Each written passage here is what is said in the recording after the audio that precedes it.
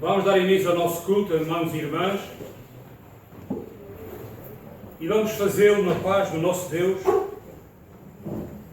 recordando as suas promessas e a sua palavra, recordando que Ele está presente no nosso meio e que Ele é um Deus fiel que não falha nas suas promessas. Gostaria que nós nos lembrássemos do pedido do salmista, como convite ao nosso culto desta manhã.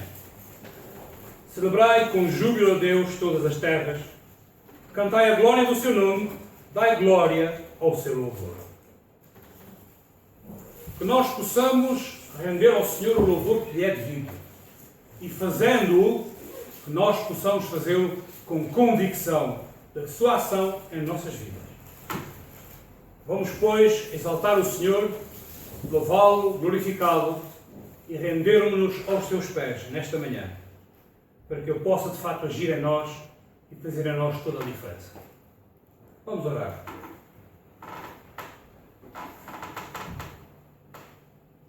Obrigado ao nosso Deus pela Tua fidelidade, pelo Teu amor e pela Tua misericórdia. Obrigado, Senhor, por nos convidares a estarmos aqui juntos e a juntos sermos o Teu povo. Nós Te exaltamos, Senhor. Nós Te glorificamos e afirmamos que queremos estar dignamente na Tua presença. Por isso nós solicitamos a unção do Teu Espírito, para que Ele faça a diferença em cada um de nós.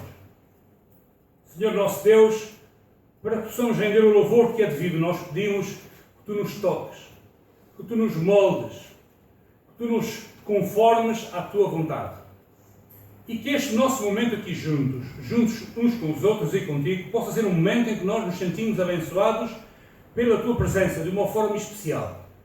Pois Tu cumpres a Tua promessa e Tu dizes que onde estiverem 2 ou 3 reunidos em Teu nome, Tu estarás no meio, e nós sabemos que Tu estás no nosso meio, Senhor.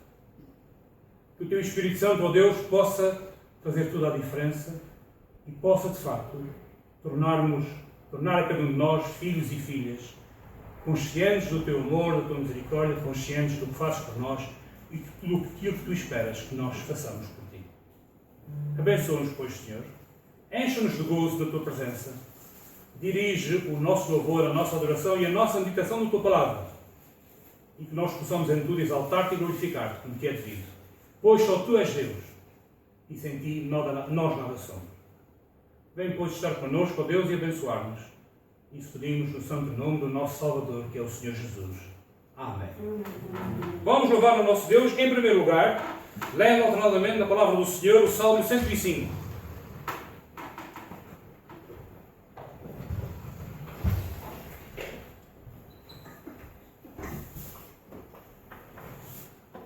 Louvai ao Senhor e invocai o seu nome.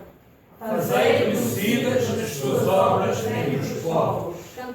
Cantai-lhe salmos. Falai de todas as suas maravilhas. Gloriai-vos no seu santo nome. Alegre-se o coração daqueles que buscam ao Senhor. Buscai ao Senhor e a sua força. Buscai a sua face continuamente. Lembrai-vos das maravilhas que fez. Dos seus desígnios e dos desígnios da sua boca. Vós, semente de Abraão, seu servo. Vós, filhos de Jacó, seus escolhidos. Tirou-os para fora com prata e ouro. E entre as suas tribos não houve um só fraco. O Egito se alegrou quando eles saíram. Porque o seu temor caía sobre eles. Estendeu uma nuvem por coberta. E um fogo para iluminar de noite. Oraram e ele fez vir codornizes. E os fartou de pão do céu. Abriu a penha e dela correram águas. Correram pelos lugares secos como um rio. Se lembrou da sua santa palavra. E de Abraão seu servo. E tirou dali o seu povo com alegria. E os seus escolhidos com regozijo. E deu-lhes as terras dos gentios. E herdaram o trabalho dos povos. Para que guardassem os seus preceitos. E observassem as suas leis. Louvai ao Senhor. Amém.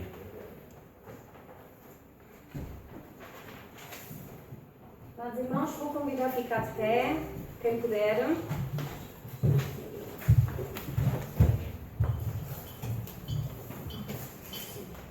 Vamos louvar ao nosso Deus Ele é digno de toda honra, toda glória e todo louvor. Vamos levantar as nossas vozes e glorificar o nosso Deus, o nosso Salvador, aquele que nos chamou e nos deu consciência para que nós pudéssemos responder positivamente ao seu chamado.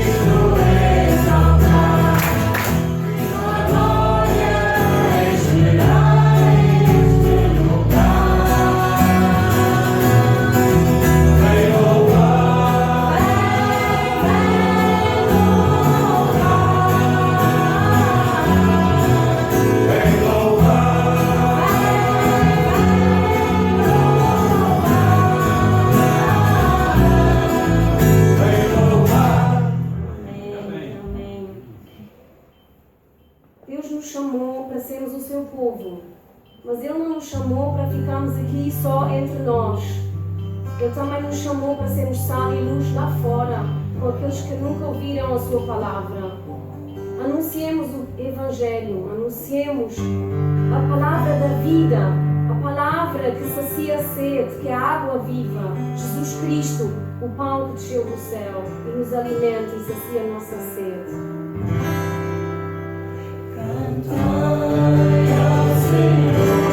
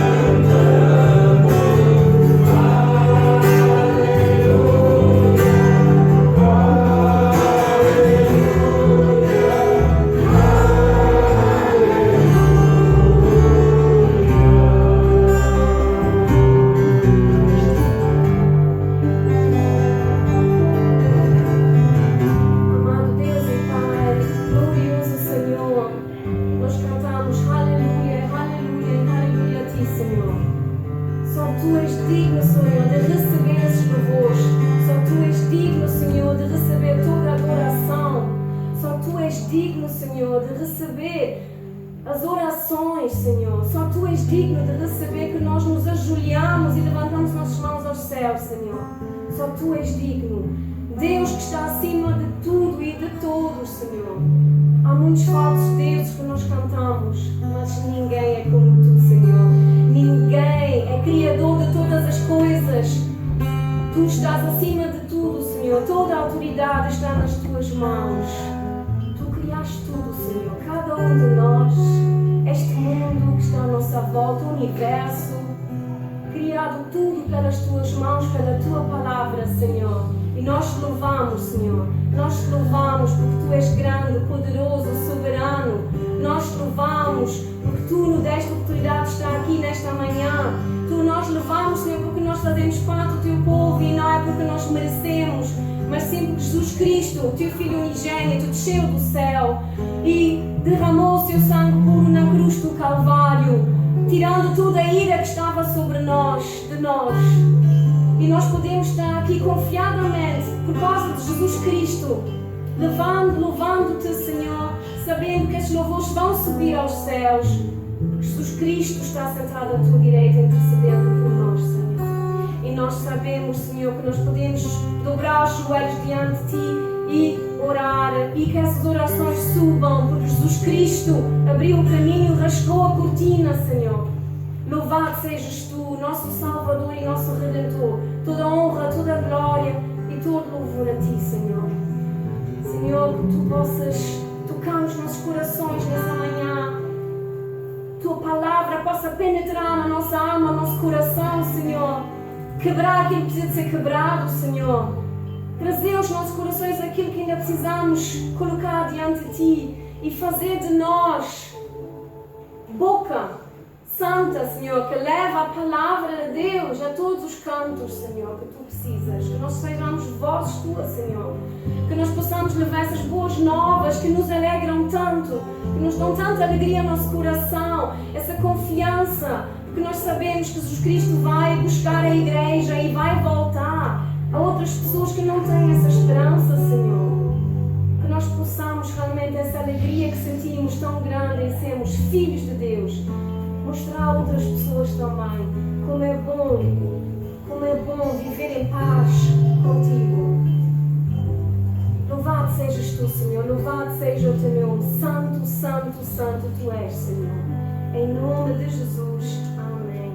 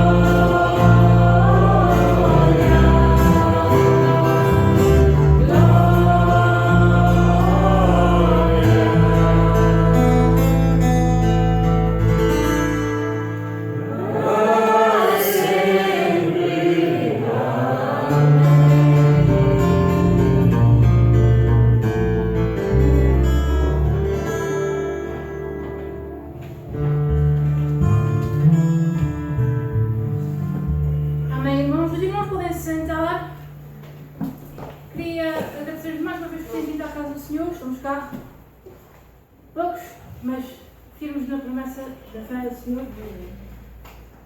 Vamos rapidamente relembrar as atividades semanais, de 21 a 27 de setembro. Quarta-feira, 8 horas como sempre, temos aqui o nosso culto e o estudo. Sábado, 8h30 da manhã, reunião de oração e às 9h30 o ensaio do grupo de louvor. Não hesitem a aparecer, as portas estão sempre abertas. Ao domingo, 10 horas, escola bíblica dominical e às 11h15 o nosso culto de louvor e adoração ao Senhor.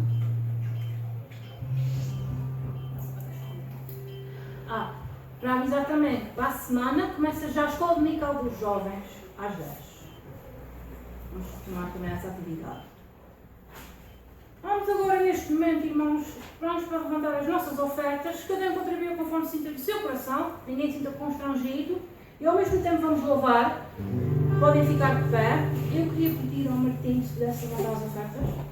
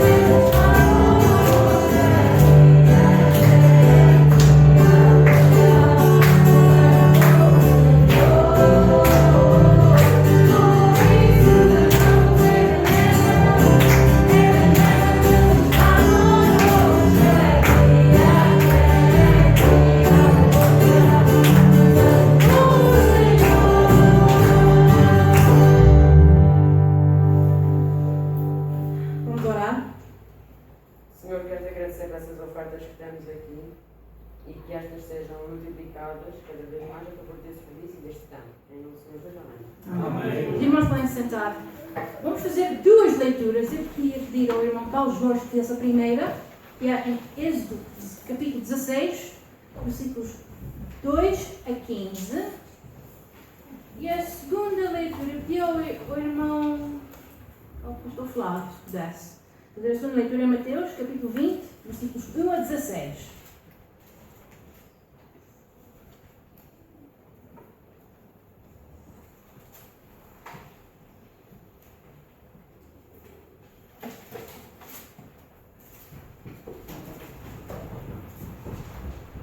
Toda a congregação dos filhos de Israel murmurou contra Moisés e contra Arão no deserto. E os filhos de Israel disseram: quem dera que nós morrêssemos por mão do Senhor na terra do Egito, quando estávamos sentados junto às panelas de carne, quando comíamos pão até fartar. Porque nos tendes tirado para este deserto para matar-nos de fome a toda esta multidão. Então disse o Senhor a Moisés: eis que vos farei chover pão dos céus, e o povo sairá e colherá cada dia a porção para cada dia, para que eu veja se anda em minha lei ou não. E acontecerá ao sexto dia que pararão o que derem, e será o dobro do que colhem cada dia. Então disse Moisés a Arão, a todos os filhos de Israel: à tarde sabereis que o Senhor vos tirou da terra do Egito, e amanhã vereis a glória do Senhor, porquanto ouviu as vossas murmurações contra o Senhor, porque quem somos nós para que murmureis contra nós? Disse mais Moisés: isso será quando o Senhor à tarde vos der carne para comer, e pela manhã pão a fartar, porquanto o Senhor ouviu as vossas murmurações, com que murmurais contra ele. Porque quem somos nós? As vossas murmurações não são contra nós, mas sim contra o Senhor. Depois disse Moisés a Arão: diz a toda a congregação dos filhos de Israel: chegai-vos para diante do Senhor, porque ouvi as vossas murmurações. E aconteceu que, quando falou Arão a toda a congregação dos filhos de Israel, e eles viraram para o deserto, eis que a glória do Senhor apareceu na nuvem. E o Senhor falou a Moisés, dizendo: tenho ouvido as murmurações dos filhos de Israel, fala-lhes, dizendo: entre as 2 tardes comereis carne, e pela manhã vos fartareis de pão, e sabereis que eu sou o Senhor vosso Deus. E aconteceu que à tarde subiram por dormidos e cobriram o arraial. E pela manhã jazia o orvalho ao redor do arraial. E alçando-se o orvalho caído, eis que sobre a face do deserto estava uma coisa miúda, redonda, como a geada sobre a terra. E vendo-a, os filhos de Israel disseram uns aos outros: que é isto? Porque não sabiam o que era. Disse-lhes, pois, Moisés: este é o pão que o Senhor vos deu para comer. Amém. Segunda leitura, Mateus 20, 1 a 16. Porque o reino do céu é semelhante a um proprietário que saiu de madrugada para contratar trabalhadores para a sua vinha. E tendo combinado com os trabalhadores o salário de 1 denário por dia, mandou-os para a vinha. Por volta da hora terceira saiu e viu que outros estavam ociosos na praça, e disse-lhes: ide também vós para a vinha, e eu vos darei o que for justo. E eles foram. E saiu outra vez por volta da hora sexta e da hora nona, e fez o mesmo. De igual modo, por volta da 11ª hora, saiu e encontrou outros que lá estavam, e perguntou-lhes: por que estáis aqui ociosos o dia todo? E eles lhe responderam: porque ninguém nos contratou. E ele lhes disse: ide também vós para a vinha. Ao anoitecer, o dono da vinha disse ao administrador: chama os trabalhadores e paga-lhes o salário, começando pelos últimos até os primeiros. E vindo que os chegaram por volta da 11ª hora, receberam 1 denário cada um. E quando os primeiros vieram, pensaram que receberiam mais. Eles, porém, também receberam 1 denário cada um. E ao recebê-lo, queixaram-se do proprietário, dizendo: os que vieram por último trabalharam somente 1 hora, e tu os igualaste a nós, que suportamos a fadiga do dia inteiro e o calor intenso? Respondendo, ele lhes disse a um deles: amigo, não te faço injustiça. Não combinaste comigo 1 denário? Toma o que é teu e vai embora. Quero dar a quem veio por último tanto quanto dei a ti. Não me é permitido fazer o que quero com o que é meu? E os teus olhos são maus porque sou generosos? Assim os últimos são os primeiros, e os primeiros serão os últimos. Amém. Amém. Deus esperamos para o momento de oração. Eu queria pedir a 2 a 3 irmãos que nesta altura que sentissem no seu coração que levassem a sua voz, que levassem a voz pela Igreja do Senhor aqui em todo o mundo, que levassem a voz pelos governadores do nosso país, e também levassem a voz para aqueles que nos faltam, o irmão Zia, o irmão António, a irmã Débora, o irmão Alberto e a irmã Maria, o Rui e a Nobélia, a família deles. Queria também que orassem para aqueles que precisam agora, a minha prima Marília, que continua muito mal, a irmã Dora precisa de forças, a minha irmã Marta Carvalho também precisa de forças, o irmão Jacinto também precisa de forças.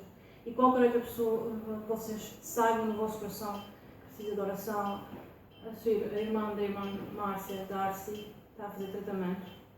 Vamos orar para ela também. Orar pela irmã dela que perdeu a filha também há uma semana atrás. E qualquer outra pessoa que vocês sintam no seu coração e saibam que precisa de oração, podem levar agora. Vamos orar.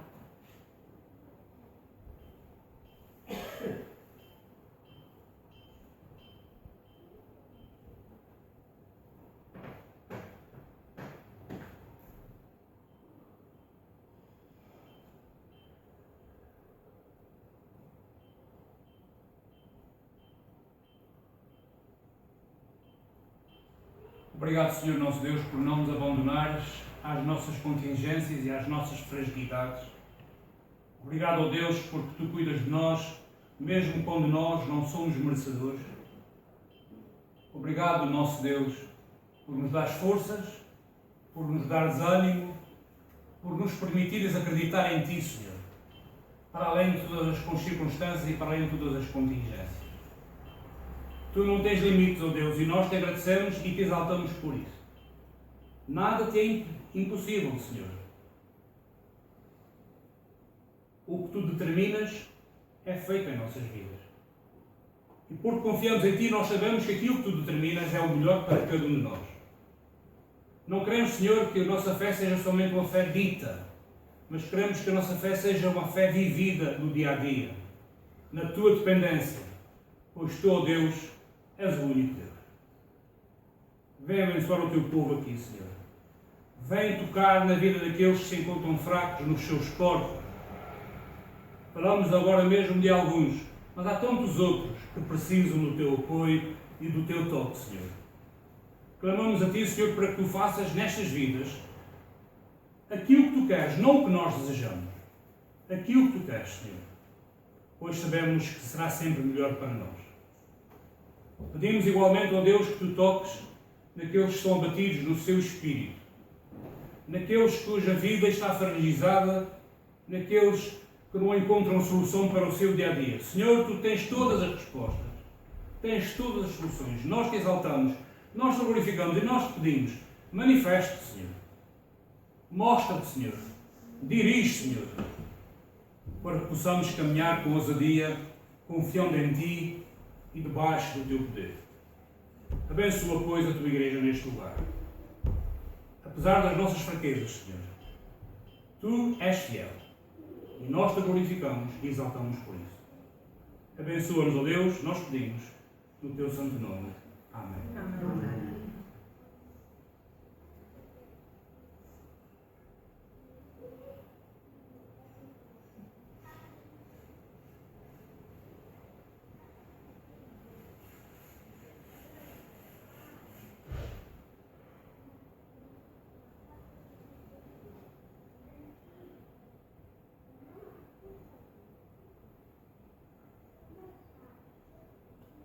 No meu coração, no meu coração, ó Cristo vem hoje entrar, vem hoje entrar, vem para ficar no meu coração.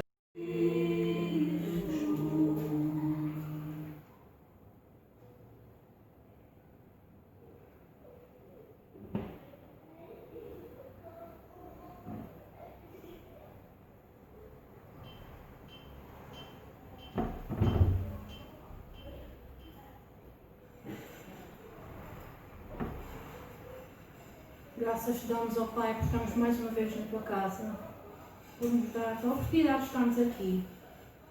Mesmo com tudo o que acontece neste mundo, Tu estás no controle.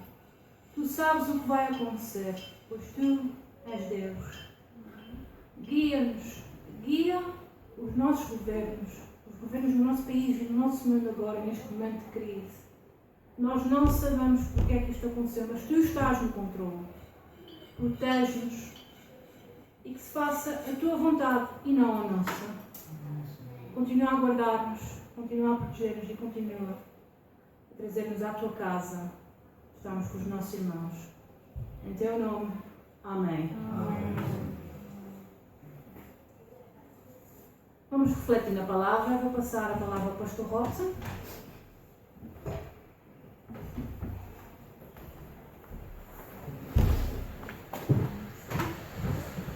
Graças e paz, meus irmãos. Amém? Amém.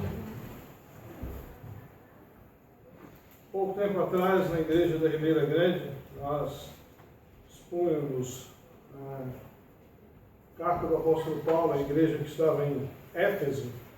Naquela situação, uma das coisas que tivemos o privilégio de aprender foi que graça e paz é uma saudação tipicamente cristã, forjada sob a bandeira do cristianismo. E ela é uma dádiva de Deus para nós, a igreja do Senhor Jesus Cristo. É melhor do que bom dia, é melhor do que boa tarde, é melhor do que boa noite, ainda que essas saudações sejam educadas e mesmo prazerosas. Entretanto, elas não trazem nem a graça, nem a paz do Senhor Jesus Cristo. Portanto, quando eu vos saúdo com a graça e a paz do Senhor Jesus Cristo, verdadeiramente eu desejo que você seja cheio de graça e de paz. Amém? Amém. Ainda bem por isso. Também gostava que os irmãos abrissem as Bíblias em Apocalipse capítulo 14, versículos 6 e 7. O tema dessa mensagem, meus irmãos, o querigma angelical, falou fortemente ao meu coração enquanto lia a Escritura. E a palavra querigma, ela significa exatamente proclamar, anunciar e especificamente anunciar uma boa nova. No nosso caso, a boa nova de salvação, de que Jesus Cristo é o único Senhor e suficiente Salvador de todo aquele que nele crê. Entretanto, o texto em questão, Apocalipse 14, versículos 6 e 7, nos diz o seguinte: E vi outro anjo voar pelo meio do céu, e tinha o Evangelho eterno para o proclamar aos que habitam sobre a terra, e a toda a nação, e tribo, e língua, e povo, dizendo com grande voz: Temei a Deus e dai-lhe glória, porque é vinda a hora do seu juízo, e adorai aquele que fez o céu e a terra e o mar e as fontes das águas. Até aí. Amém. Amém. Vamos orar ao Senhor? Mais uma vez, ó Deus bendito, damos-te graças pela tua palavra, que por si mesma fala e fala poderosamente ao nosso coração. E continuamos a pedir ao bendito Espírito de Deus que sejas tu a esclarecer, a dizimar todas as dúvidas, de sorte, ó Pai, que cresçamos no conhecimento da verdade a respeito de quem tu és, e tu és o Senhor, o Salvador. Nós oramos em nome do Senhor Jesus Cristo. Amém. Amém. Meus irmãos, o apóstolo João, em meio às revelações que lhe foram descobertas durante o seu exílio na ilha de Pátimo, nós podemos ler, por exemplo, em Apocalipse capítulo 1, versículo 9, Eu, João, que também sou o vosso irmão e companheiro na aflição e no reino e paciência de Jesus Cristo, estava na ilha chamada Pátmos por causa da palavra de Deus e pelo testemunho de Jesus Cristo. Esse mesmo João, em uma visão, vê um anjo que voava pelo meio do céu. Acabamos de ler isso no versículo 6. Interessante, queridos, pois esta não é a primeira vez que João vê algo parecido. Se você abrir a sua Bíblia, por exemplo, em Apocalipse capítulo 8, versículo 13, lá nós lemos o seguinte: E olhei, e ouvi um anjo voar pelo meio do céu, dizendo com grande voz: Ai, ai, ai dos que habitam sobre a terra, por causa das outras vozes das trombetas dos 3 anjos que hão de ainda tocar. Portanto, meus irmãos, João vê outro anjo que voa pelo meio do céu e, de modo diferente desta visão do capítulo 8, a mensagem angelical do capítulo 14, ela é bastante significativa. Enquanto a mensagem do capítulo 8 diz respeito aos ais, ou seja, aos próximos julgamentos de Deus sobre a face da terra, julgamentos que seriam muito mais intensos e terríveis do que todos os outros que já haviam acontecido. Essa mensagem do capítulo 14, ela traz a proclamação do Evangelho eterno, isto é, a boa nova de salvação. E ao atentarmos para o texto, não precisamos fazer um exercício minucioso de interpretação para compreender que essa mensagem que lemos, essa mensagem de boas novas, ela tinha receptores certos para aquela ocasião. E tem receptores certos para esta ocasião. E quais são esses receptores? Os que habitam sobre a terra. Versículo 6. Homens de todas as línguas e tribos e línguas e povos. Somos nós. Também, queridos, é interessante notar a estrutura da mensagem do versículo 7. porque nesse versículo aparecem-nos 3 imperativos. Primeiro, temer a Deus. Segundo, dar-lhe glória. E terceiro, adorá-lo. E nessa manhã eu gostaria de abordar pontos de interesse inerentes em cada um destes imperativos, a começar, portanto, pelo temer a Deus. Meus irmãos, em termos bíblicos, o que significa temer a Deus? Significa, queridos, que não fomos ordenados a viver sobre um pavor aterrorizante, como vivem, por exemplo, os seguidores do Islã, ou do budismo, ou de qualquer outra religião ou seita deste mundo. Mas fomos ordenados a um relacionamento de reverência, de transparência e o mais importante, e eu desejo que isso fique muito bem assentado em os nossos corações, de obediência em amor. É importante saber que toda a nossa resposta obediente a Deus, ela deve ser dada em amor. E se você olhar para o Evangelho de João, você perceberá que ali há imensas declarações do Senhor Jesus Cristo a respeito desta obediência. E nós temos o privilégio de apreciá-la por meio da Escritura Sagrada. Por exemplo, João 14, versículo 15, diz a Escritura: se me amais, guardai os meus mandamentos. Guardar o mandamento do Senhor é evidência que amamos a Deus. É aquilo que o próprio Senhor Jesus Cristo disse. No versículo 21, aquele que tem os meus mandamentos, e nós o temos na sua palavra, o temos quando somos instruídos, exortados, redarguidos, ensinados, através dos servos que o Senhor Deus tem levantado, não só nessa igreja, mas em qualquer outro lugar do mundo, onde a palavra do Senhor, ela é fielmente anunciada. Então, versículo 21, aquele que tem os meus mandamentos e os guarda, esse é o que me ama. Não adianta dizer eu amo a Deus e não guardar a sua palavra. Não adianta ficar cantando cânticos melosos que aparentemente declaram o nosso amor para Deus, quando a nossa vida cotidiana é mentirosa, no constante a obedecer a palavra do Senhor. E o texto ele é mais abrangente e diz: e aquele que me ama será amado de meu Pai. E aqui é importante saber que Deus não ama toda a gente. Deus é amor, mas Ele ama aquele que ama o seu Filho. O seu Filho.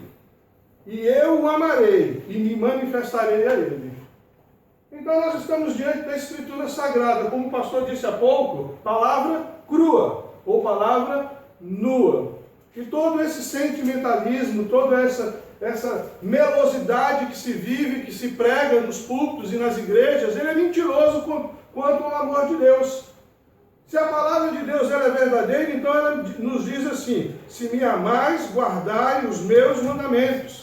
Aquele que tem os meus mandamentos e os guarda, esse é o que me ama, e aquele que me ama será amado de meu Pai. Será, está no futuro. Será amado, é condicional. Obedecer amorosamente a palavra do Senhor implica futuramente ser amado por Deus o Pai. Por Deus o Pai. E eu mesmo, o Senhor Jesus Cristo, dizendo, eu o amarei. Futuro também.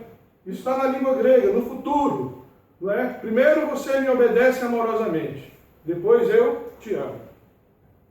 Então, se eu amo ao Senhor Jesus Cristo, se eu amo ao seu Pai, eu o obedeço amorosamente.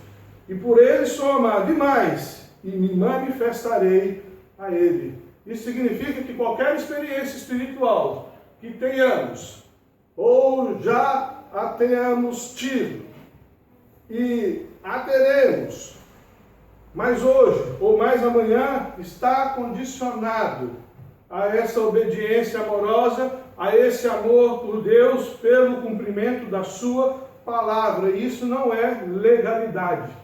É bastante diferente, porque o elemento que condiciona essa obediência não é o temor que aterroriza, mas o amor que lança fora todo medo, segundo a própria palavra do Senhor.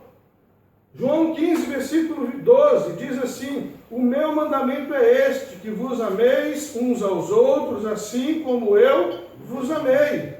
No versículo 14 do capítulo 15, vós sereis meus amigos se fizerdes o que eu vos mando. Então, se temer a Deus é o princípio da sabedoria, ser sábio é obedecer a palavra do Senhor, a vontade do Senhor amorosamente. E é nesse sentido que temer a Deus não é só conhecer quem é o Senhor, mas também reconhecer a sua santidade, a sua justiça, a sua retidão como intrínsecos ao seu amor, à sua graça e à sua misericórdia. Deus não pode desassociar o seu amor da sua justiça, ou desassociar o seu amor da sua graça e da sua misericórdia. Temer a Deus significa considerá-lo com santo temor e reverência. Temer a Deus significa honrá-lo como Deus por causa da sua excelsa glória, por causa da sua excelsa majestade, por causa da sua excelsa santidade e poder. E atentando para aquilo que a Escritura nos diz, e olhando para Provérbios, além de ser o princípio da sabedoria, o autor aos Provérbios, no capítulo 8, versículo 13, nos diz também que temer a Deus é odiar o mal, o orgulho, a arrogância, o mau caminho e a boca perversa. Portanto, meus irmãos, obediência amorosa é a única coisa que nos põe num relacionamento direto com o Senhor Jesus Cristo. Não existe um outro meio de nos relacionarmos com o Senhor Jesus Cristo em temor, a não ser por meio da obediência amorosa. Essa que maltrata tanto os nossos ouvidos quando nós somos confrontados pela palavra. Quando a palavra nos diz: não mintas, não roubes, não adulteres, não se prostitua, não se associe com o ímpio. Quando essas palavras ferem o nosso sentimento, verdadeiramente, então, nós estamos no caminho certo. Num caminho de relação pessoal, construtiva, edificante no Senhor, com o próprio Senhor. E não é por acaso que a Escritura Sagrada nos diz assim: tem porventura o Senhor tanto prazer em holocaustos e sacrifícios, como em que se obedeça a sua palavra? Eis que o obedecer é melhor do que o sacrificar, e o atender melhor do que a gordura de carneiros. 1 Samuel, capítulo 15, versículo 22. Esteja atento, por exemplo, àquilo que Samuel escreveu: tem porventura o Senhor tanto prazer, tanta alegria, tanto contentamento, tanta satisfação em holocaustos e sacrifícios, como em que se obedeça a sua palavra? Essa obediência dita por Samuel a Saul é a mesma obediência que nós encontramos em cada um daqueles textos que nós lemos em João. É uma obediência que desconsidera todas as coisas para considerar o temor que se deve ter para com o Senhor. E que todas as coisas elas desconsideram. O Senhor Jesus Cristo resumiu todas essas coisas na seguinte frase: aquele que quiser vir após mim, negue-se a si mesmo, a cada dia tome a sua cruz e siga-me. Essa é a obediência que desconsidera todas as outras coisas para viver num relacionamento de íntima devoção e obediência amorosa para com o Senhor, cumprindo assim o primeiro requisito da mensagem angelical: temei a Deus. Por essa razão, meus irmãos, eu penso ser de significativa importância uma aplicação imediata para as nossas vidas. Eu gostaria que você considerasse e fizesse agora mesmo uma análise da sua vida diante desta ordenança divina e respondesse sinceramente ao seu coração: eu sou alguém que verdadeiramente tenho temor de Deus, como a Sagrada Escritura me ordena? Ou eu tenho falhado neste mandamento, de temer a Deus de todo o meu coração e com toda a minha alma. Na sua mensagem angelical, o segundo imperativo proclamado por aquele anjo é dar glória a Deus. Um autor muito citado aqui, principalmente nos cultos de quarta-feira, John MacArthur, diz que a glória de Deus é a soma de quem Ele é, a soma dos seus atributos e da sua natureza divina. E é exatamente por essa razão que o apóstolo Paulo diz que tudo o que fizermos, seja ela qualquer coisa, nós devemos fazer para a glória de Deus. Então, se você olhar para 1 Coríntios 10, versículo 31, você pode ler da seguinte maneira: portanto, quer comais, quer bebais, ou façais outra coisa qualquer, fazei tudo para a glória de Deus. E agora você pode se perguntar, ou pode querer me perguntar: como devemos glorificar a Deus? Como é que eu posso fazer todas as coisas para a glória de Deus? Tão simples quanto isso. Reconhecendo como Senhor, Criador e Redentor da minha própria alma, da minha própria existência, da razão de eu ser, de eu existir. Dar glória a Deus é ter entendimento que o glorificamos quando? Quando o obedecemos, quando lhe dirigimos oração, quando vivemos uma vida de fé na pessoa bendita do nosso Senhor e Salvador Jesus Cristo, sendo-lhe em tudo fiel e andando em todo o seu caminho, entendendo que tudo é por Ele, por meio dEle e para Ele. Isso é glorificar a Deus. Nós não podemos esquecer daquilo que a Escritura Sagrada nos diz em Isaías 42, versículo 8, ela nos diz assim: eu sou o Senhor, este é o meu nome, a minha glória. A outrem não darei, nem o meu louvor às imagens de escultura. A glória do Senhor, eu não posso reter essa glória. Por mais que eu seja tentado a retê-la, a recebê-la, a deixá-la guardada, a me esbaldar nesta glória, ela pertence a Deus. E nessa mensagem angelical, a glória de Deus, ela vem sempre depois do temor a Deus. Não se pode glorificar a Deus sem ter temor de Deus. Não se pode chegar em lugar nenhum, muito menos no meio da congregação solene, levantar braços e dizer: Senhor, nós damos glórias ao teu nome, quando falta o temor de Deus. E isso tem sido propagado por aí. As pessoas honram a Deus com seus lábios quando o coração está completamente distante do Senhor. E nós vamos ver isso daqui a pouco. E nós, enquanto igreja, e nós, enquanto servos, precisamos fazer uma segunda avaliação de nós mesmos e responder com sinceridade de alma: em tudo temos glorificado a Deus? Olhamos para as pessoas com o objetivo de glorificar a Deus, para as circunstâncias, para as dificuldades, para as benéfices, com o objetivo de glorificar a Deus, gozando ou não daquela pessoa ou daquela situação? Enquanto igreja existimos para a glória de Deus, já que estamos diante de um mandamento divino. Não interessa quem está proclamando a mensagem, nesse caso é o anjo. Mas se fosse qualquer um outro, é mandamento divino, temer a Deus e dar-lhe glória. Então, como eu olho para essas questões? Como eu respondo à ordem de Deus se eu preciso temer a Deus? Se eu preciso glorificar a Deus? É necessidade nossa temer a Deus. Deus não é mais Deus quando eu o temo ou quando eu o glorifico. Mas eu sou mais parecido com o seu Filho quando eu o temo, quando eu o glorifico.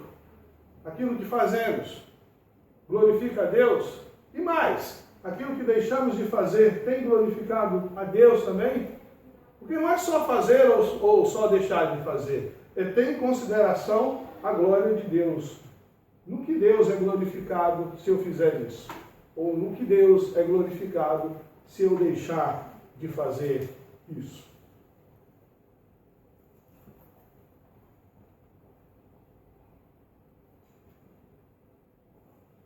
Comer, beber, fazer qualquer coisa. Em Israel antigo, existiam duas escolas. Shammai e Hillel. E um desses dois eruditos, desses dois rabinos, ele tentou explicar o significado de uma questão. Qualquer coisa feia. O que seria qualquer coisa feia para um desses rabinos no contexto do divórcio, por exemplo? Um dizia o seguinte: qualquer coisa feia é o marido chegou em casa e a mulher queimou o arroz, é coisa feia, dá-lhe carta de divórcio. Os dois passaram, dormiram. De manhã ela disse, bom dia, ele não se agradou do hálito dela. É coisa feia, dá-lhe carta de divórcio. Outro dizia, não, coisa feia é infidelidade. E nesse caso, então, dá-lhe carta de divórcio. Interessante, porque quando eu penso em qualquer outra coisa, eu penso nisso, na variedade de situações que estão envolvidas, ou não, numa sentença só, deixar de glorificar a Deus. Então eu olho para minha casa com o objetivo de glorificar a Deus. Eu olho para minha esposa com o objetivo de glorificar a Deus. Eu penso em vir à igreja com o objetivo de glorificar a Deus.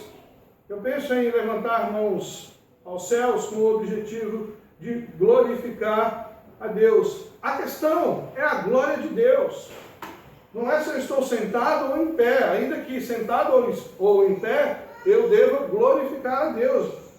Mas a questão fulcral dessa sentença é a glória de Deus. É a glória de Deus que nos conduzirá, sem sombra de dúvida, para um terceiro imperativo, a adoração. Se não existe glórias a Deus, se não houver temor, também não existe adoração, se não houver glorificação a Deus e temor de Deus. E aqui é onde a coisa pode ficar um tanto quanto mais amarga para nós.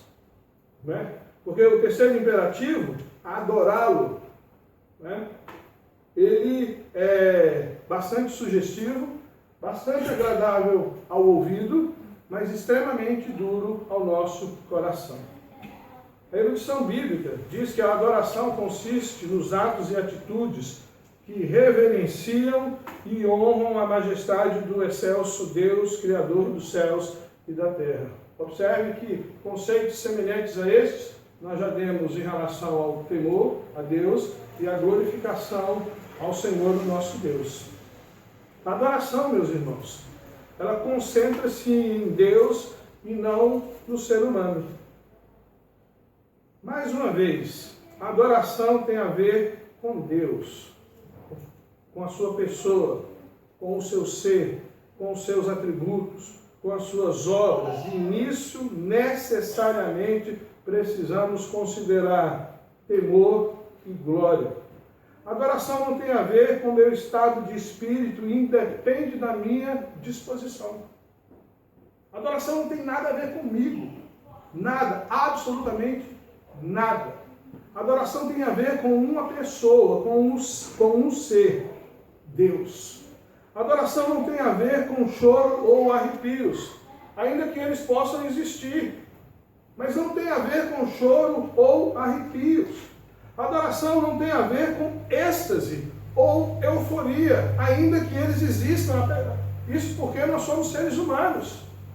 Nós temos emoções, nós nos alegramos, nós nos entristecemos, mas a adoração não está condicionada a estas coisas. E muito fortemente, durante esse tempo fora de Portugal, a palavra do Senhor falou profundamente, pelo menos ao meu coração, no seguinte sentido: adoração tem a ver com batalha espiritual. Mesmo. com batalha espiritual. Sabe que batalha espiritual não é sair por aí amarrando o inimigo e soltando palavras de ordem para que as suas atividades cessem. Ele não está amarrado. Né? E se ele estiver amarrado, a corda é muito grande, porque ele anda fazendo muito estrago por aí.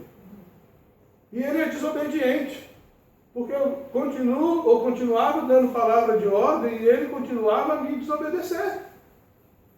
Então, batalha espiritual não tem nada a ver com essas coisas.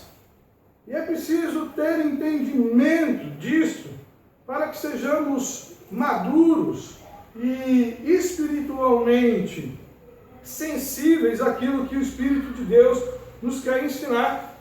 Isso porque os nossos mais intensos combates espirituais, eles são travados no momento da adoração.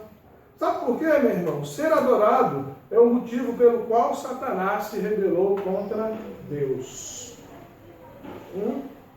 Contra Deus. Eu queria que você abrisse a sua Bíblia, por favor.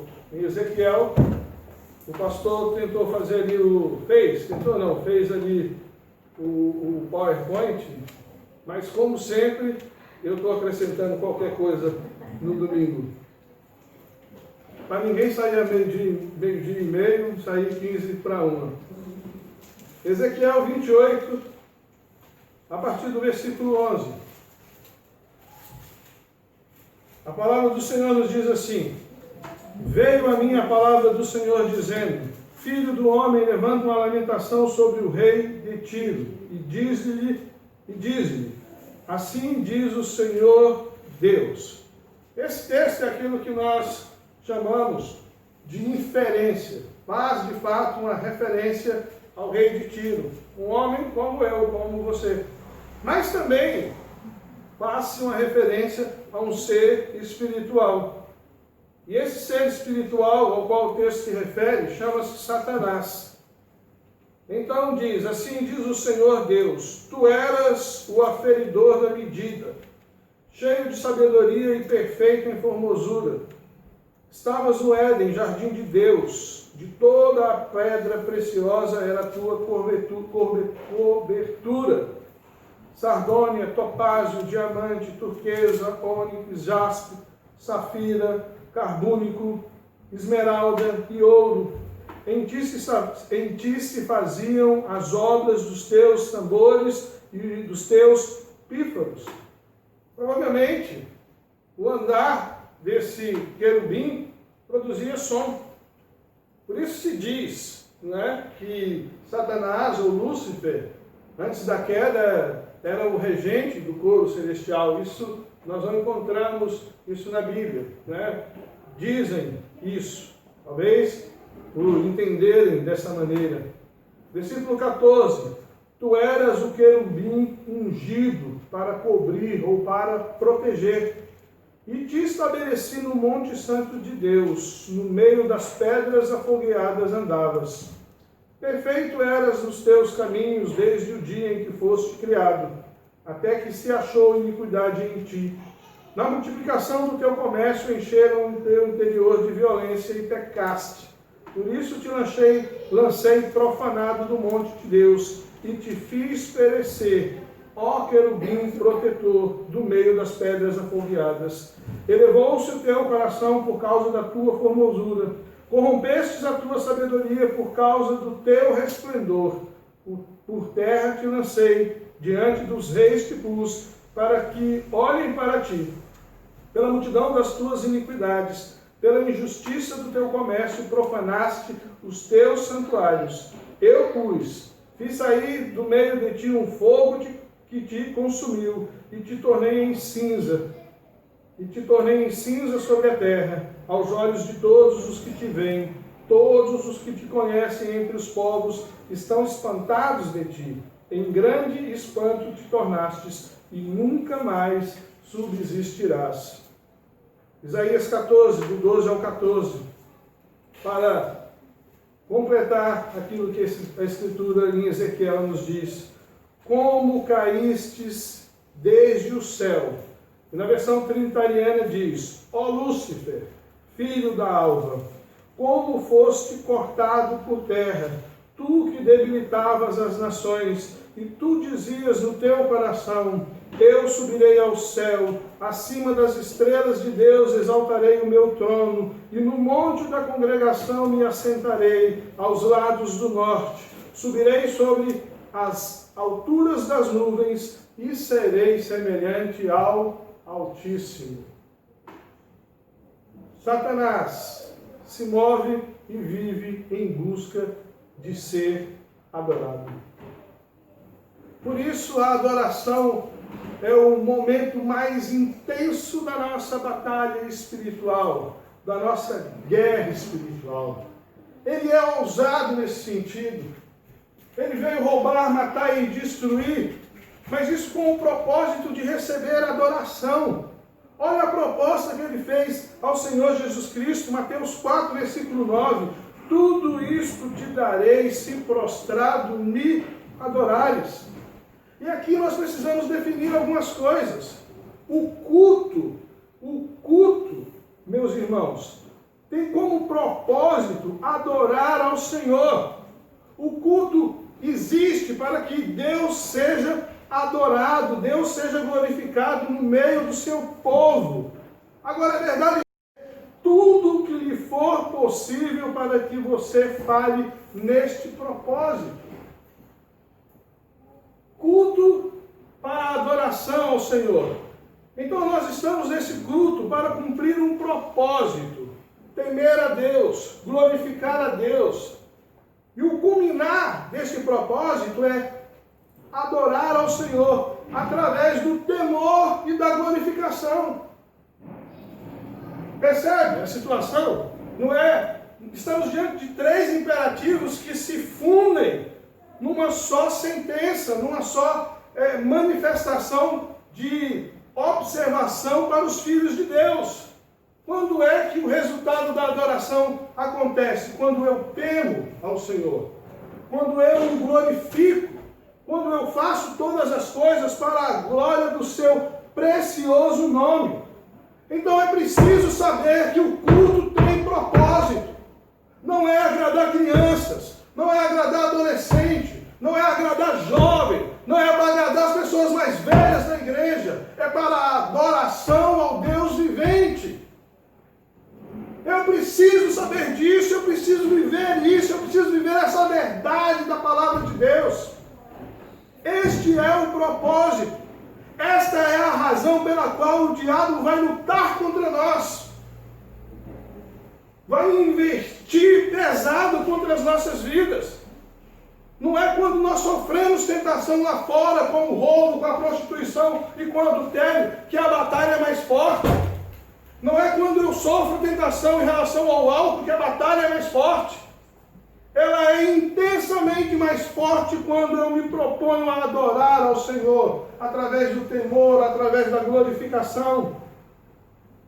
E talvez seja essa a razão para a maioria dos teus descontentamentos com o culto, porque você não está conseguindo nem mesmo discernir o momento da batalha espiritual. Daí tua frustração com o louvor, com os dízimos e ofertas, com a ministração da palavra e com a comunhão com os irmãos. Batalha, meus irmãos.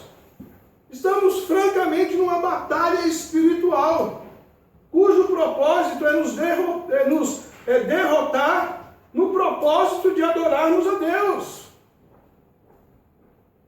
Hã? Ou não? Ou não? Quanta gente frustrada dentro da igreja vem, parece que porque tem que vir, porque se não vier, amanhã vai morrer e vai para o inferno. Sem conhecer o propósito de Deus, sem discernir o momento crucial da batalha espiritual. John Piper diz que o diabo vai nos derrotar nas nossas orações antes mesmo de orar. E ele também nos derrota no propósito da adoração antes mesmo de adorarmos. Já fomos derrotados, vencidos, liquidados, acabados. Eu preciso ser muito sincero comigo mesmo e com os meus irmãos. Se isso tem sido uma constante em nossas vidas, pode ser que nós estejamos perdendo a batalha sem mesmo saber que estamos no meio dela. Né? Fomos ensinados errados a respeito de batalha espiritual. Vemos pessoas agindo de maneira adulterada em relação a isso, mas mesmo assim guardamos no nosso coração que o conceito de guerra espiritual, batalha espiritual, é aquilo ali. Né? Existe uma maneira certa de fazer que não é a maneira que eles estão fazendo. É errado. Errado por parte deles e errado por nossa parte também. Por nossa parte também, porque este é o ponto fulcral, meus irmãos. Esta é a razão pela qual nós sofremos as ingerências e a oposição do inferno, para que nós falhemos na nossa adoração, que é precedida por temor a Deus e glorificação. Sabe, meus irmãos, adoração tem a ver com perseverança e maturidade espiritual. Deus está pouco interessado na sua disposição mental, emocional e até mesmo espiritual.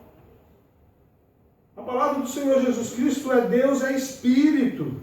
E importa, existe uma necessidade, não é? De que aqueles que o adorem em espírito e em verdade. Isso quer dizer que a hipocrisia e o fingimento não devem existir entre nós. Isso é bíblico. Isaías 29, versículo 13. Porque o Senhor disse: pois que este povo se aproxima de mim e com a sua boca e com os seus lábios me honra, mas o seu coração se afasta para longe de mim e o seu temor para comigo consiste só em mandamentos de homens em que foi instruído. Né? E outra versão diz: os quais eu não ordenei. Os quais eu não ordenei. Essa palavra ela não pode se cumprir, não pode se aplicar a nós. Não deve existir em nós, em nosso ajuntamento solene, nenhuma pretensão em sermos religiosos, quando no íntimo, meus irmãos, nós temos a convicção de que Deus não ficará satisfeito com meros rituais. Não ficará. O Deus vivo, né, exige um movimento vivo, alegria viva, não estática, em movimento, para o louvor da sua glória. É interessante pensar, por exemplo, nos mandamentos de Levítico, porque que algumas ofertas eram oferecidas em movimento.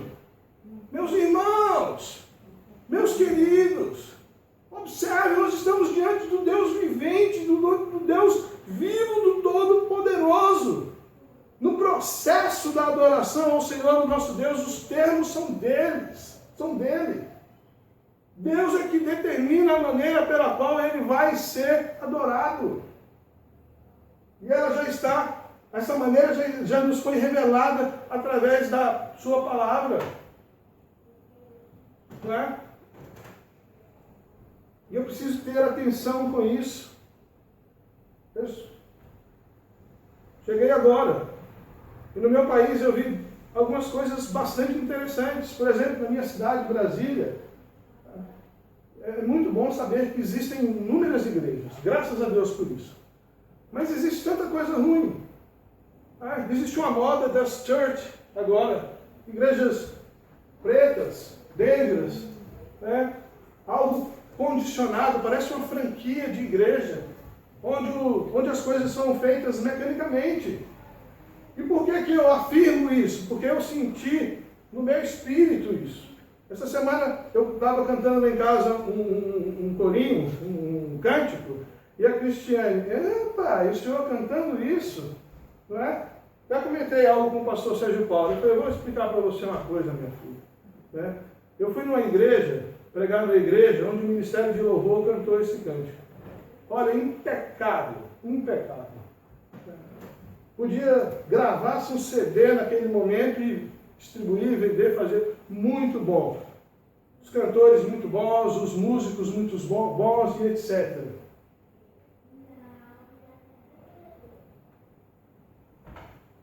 E mais do que isso, absolutamente nada. Eu fui numa outra igreja e o pessoal do louvor, eles cantaram o mesmo canto. O mesmo canto. Eu tenho gravado para mostrar para os meus irmãos. tão desafinado, coitadinhos. Né? Tocando as notas erradas. Mas eu devo confessar também aos meus irmãos. Eu chorei enquanto eu ouvi aqueles irmãos ministrarem ao Senhor. Parece um pouco com aquilo que o pastor Sérgio Paulo falou de manhã, né? Será que o pastor João Antônio Manuel Pereira da Costa e Silva, né, adúltero, ao batizar o Manelzinho, né, esse batismo deve ser validado ou não pela pessoa que batizou, não por quem foi batizado? A fé dele é diferente desse camarada. Tá? Mas é porque esse pessoal que não demonstrou tanto profissionalismo assim, né, evidenciava temor de Deus,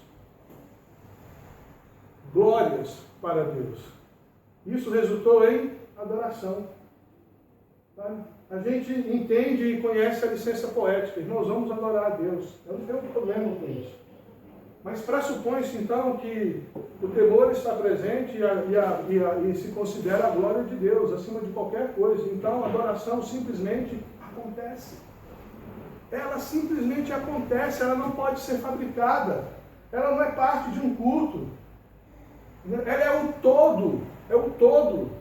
Ela tem a ver com a minha vida fora da igreja, a minha vida na escola, a minha vida na vizinhança, onde eu estiver. Eu tenho que estar com temor ao Senhor e fazendo tudo para a glória dele.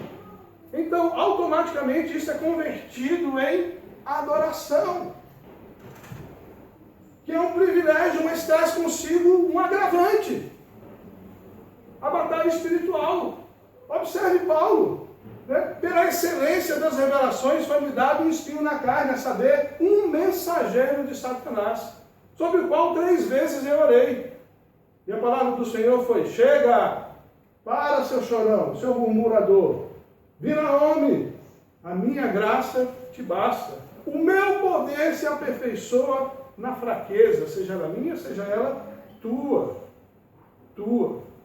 No processo da adoração ao Senhor, o nosso Deus, então, os termos são dele, e ainda são que o homem se aproxime de Deus com um coração quebrantado e contrito. Então nós nos vemos diante da terceira aplicação imediata.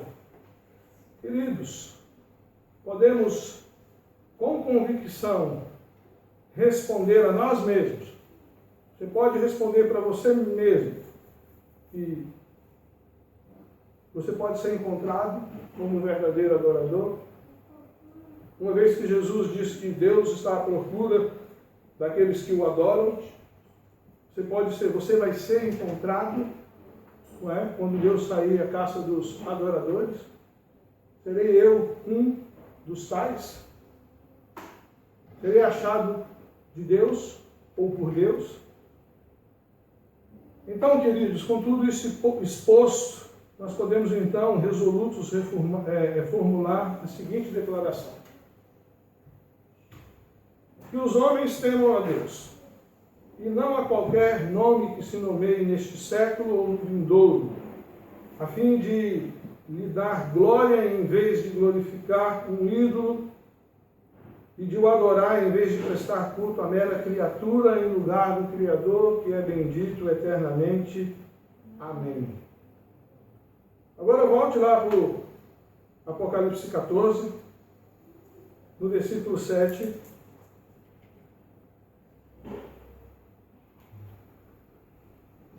Quando a Escritura diz assim: a voz do anjo, proclamando grandemente, disse: temei a Deus e dai-lhe glória, porque é vinda a hora do seu juízo.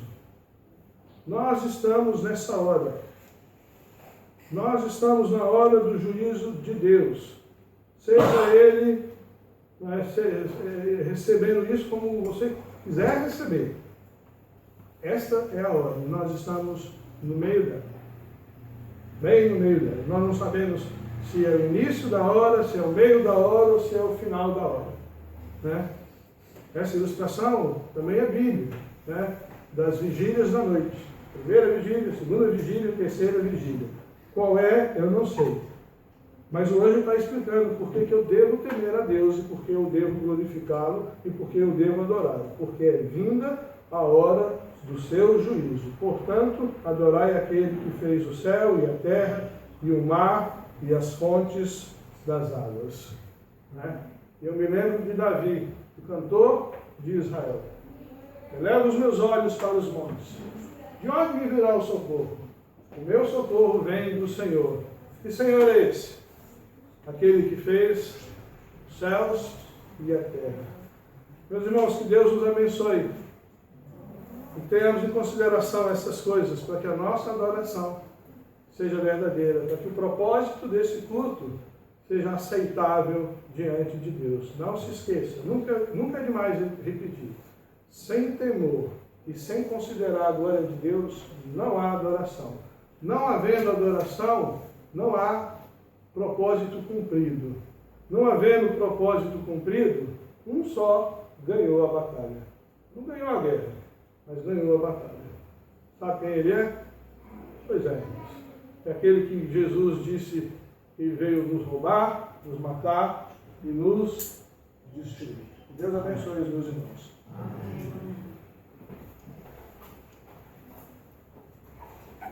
Tendo sido exortados por esta palavra, vamos louvar o Senhor e façamos-lo conforme aquilo que ouvimos. E ao cantarmos este hino, que não sejam só palavras, mas estejamos presentes. Tenhamos presente a santidade, a grandeza, o amor, a misericórdia, a bondade do nosso Deus. Vamos louvar o Senhor.